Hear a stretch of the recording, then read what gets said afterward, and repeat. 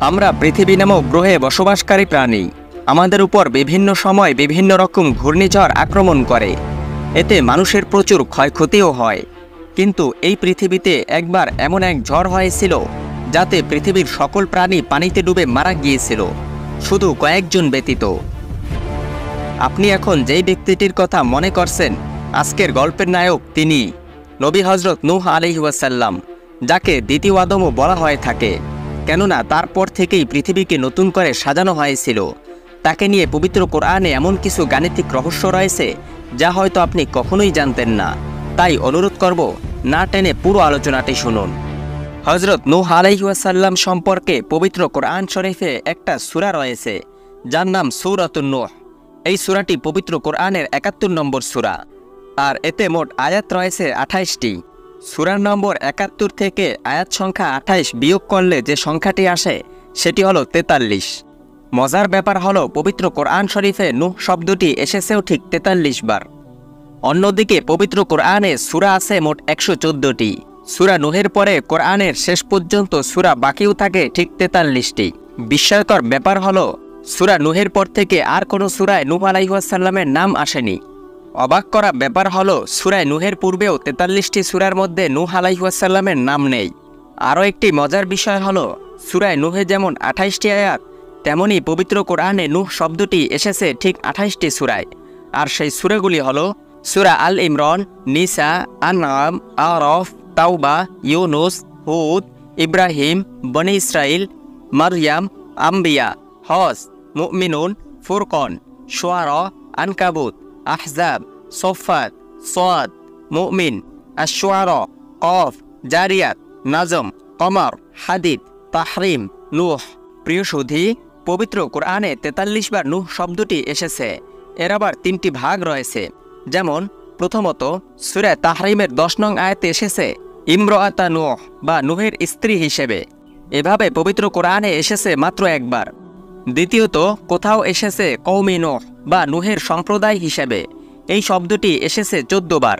আবার কোথাও আছে শুধু নূহ শব্দ, যা দ্বারা নূহ আলাইহিস সালামকে বোঝানো হয়েছে।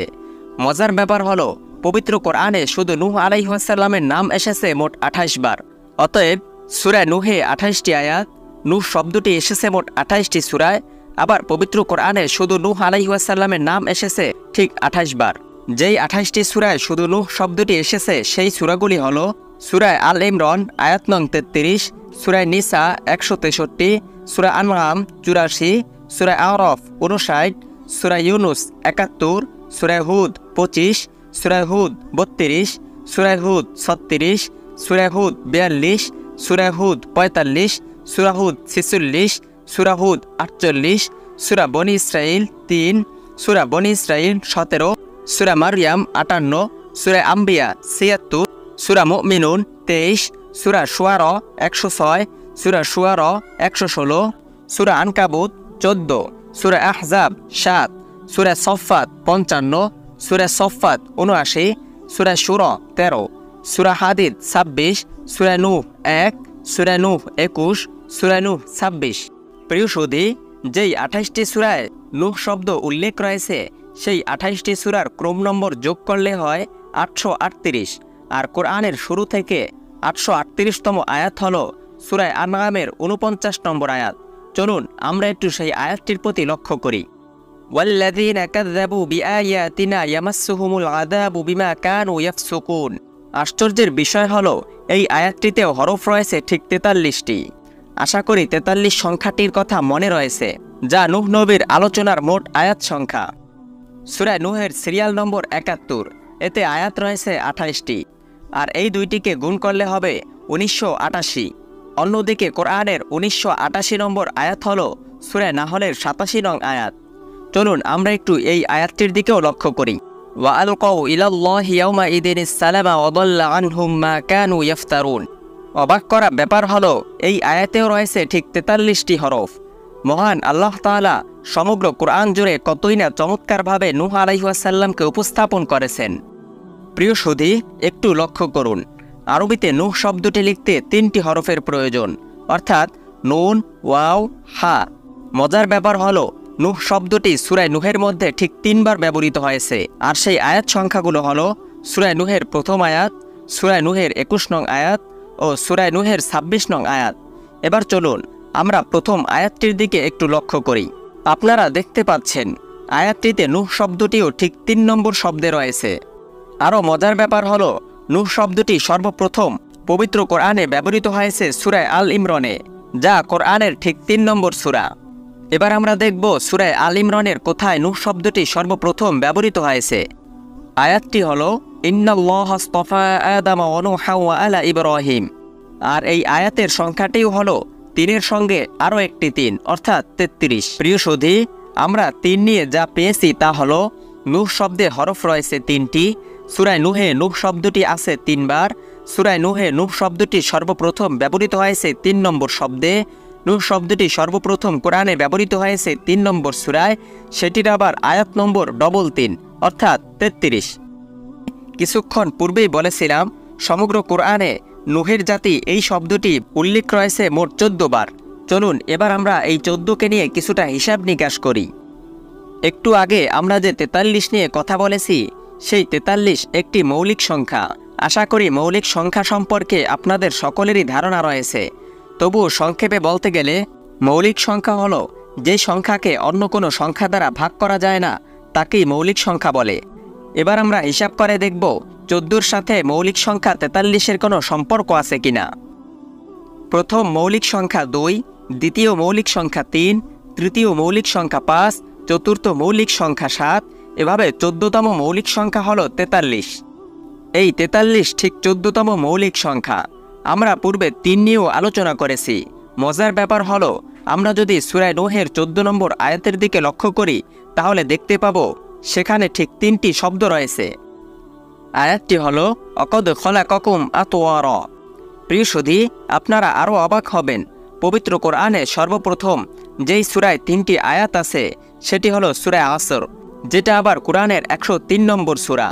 আর আশ্চর্যজনকভাবে এই সূরায় রয়েছে 14টি শব্দ আর 71টি হরফ। একদিকে নূহ শব্দে 3টি হরফ, আর কোরআনে কওমে নূহ বা নূহের জাতি শব্দটির উল্লেখ রয়েছে 14 বার। আর সূরা নূহ কোরআনের 71 নম্বর সূরা। অন্যদিকে কোরআনের 114টি সূরার যে আয়াতে সর্বপ্রথম 3টি আয়াত রয়েছে তা হলো সূরা আসর। এখানে আছে 3টি আয়াত, 14টি শব্দ আর 71টি হরফ। সূরা আসরের সাথে নূহ আলাইহিস সালামের কি চমৎকার মিল, সুবহানাল্লাহ। সূরা নূহে 2টি আয়াত রয়েছে, যেটি সেই আয়াত নম্বর আর আয়াতের হরফ সংখ্যার সমান। সেই আয়াত দুটি হলো 14 নম্বর আর 20 নম্বর আয়াত, অর্থাৎ 14 নম্বর আয়াতে 14টি হরফ আর 20 নম্বর আয়াতে ঠিক 20টি হরফ রয়েছে। প্রিয় সুধী, ভালোভাবে লক্ষ্য করে দেখুন, 14 নম্বর আয়াতে ঠিক 14টি হরফ রয়েছে আর 20 নম্বর আয়াতে ঠিক 20টি হরফ রয়েছে। এখানে 14 ও 20 নম্বর আয়াতে মিল থাকার একটি রহস্য রয়েছে, আর তা হলো 14তম মৌলিক সংখ্যা 43, যা আমরা আগেই জেনেছি, আর 20 নম্বর মৌলিক সংখ্যা হলো 71। অন্যদিকে পবিত্র কোরআনে নূহ শব্দটি ব্যবহৃত হয়েছে ঠিক 43 বার, আর সূরা নূহ 71 নম্বর সূরা। প্রিয় সুধী, ভিডিওর শুরুতেই বলেছিলাম নূহ আলাইহিস সালামকে দ্বিতীয় আদম বা আদমের সানিও বলা হয়ে থাকে। অতএব বোঝা গেল নূহ আলাইহিস সালামের সাথে মানবজাতির একটা সম্পর্ক আছে। অন্যদিকে মানব জাতির সাথে সম্পর্ক রয়েছে মানব অঙ্গের। আমাদের মানব দেহে লক্ষ কোটি কোষ রয়েছে, যাকে ইংরেজিতে বলা হয় সেল। সেই প্রত্যেকটি সেলের ভিতরে থাকে 23 জোড়া ক্রোমোজোম। ক্রোমোজোম মানবদেহে এতটাই গুরুত্বপূর্ণ যে ক্রোমোজোম ছাড়া মানুষের গঠনই হয় না, আর বেঁচে থাকা তো দূরের কথা। এই প্রত্যেকটি কোষে 23 জোড়া বা 46টি ক্রোমোজোম থাকে। তার অর্থ হলো ক্রোমোজোমের সাথে 23 আর 46 এই সংখ্যা দুটির গভীর সম্পর্ক আছে। এবার আমরা একটু মিলিয়ে দেখি নূহ আলাইহিস সালামের সাথে এই ক্রোমোজোমের কোন সম্পর্ক আছে কিনা। নূহ আলাইহিস সালামের নাম সবচেয়ে বেশিবার এসেছে সূরা হুদে, যেটি কোরআনের 11 নম্বর সূরা। আর 11তম শব্দ হিসেবে যেখানে নূহ নামটি এসেছে সেটিও ঠিক 46 নম্বর আয়াত। অবাক করা বিষয় হলো এই 46 নম্বর আয়াতে ঠিক 23টি শব্দ রয়েছে, আর আমাদের শরীরেও ঠিক 46টি বা 23টি ক্রোমোজোম রয়েছে। প্রিয় সুধী, আমরা তো 23 নিয়ে অনেক কথাই বললাম, কিন্তু কোরআনের 23 নম্বর সূরার 23 নম্বর আয়াতটিকে একবার লক্ষ্য করব না?